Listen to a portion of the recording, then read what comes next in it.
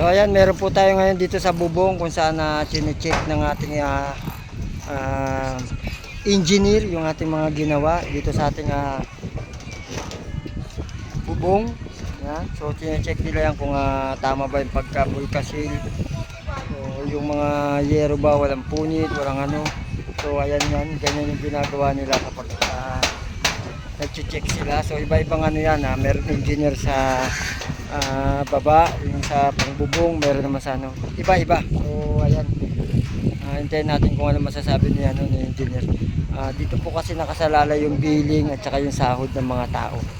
Okay, nalaman lang po yan para malaman nyo yung mga diskarte namin kung paano yung ginagawa yung aming trabaho dito. Although mainit, so kasama sa trabaho bilang construction worker. So yung may mga jowan, mga construction worker, katulad ng mga labor, maso, lahat yan mahalin nyo kasi napakahirap.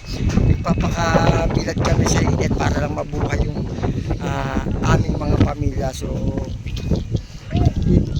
balik nyo yung ginagawa ng inyong mga asawa, yan, yung mga boyfriend, kung sila man ay boyfriend pa lang. So ganun lang kadali yun.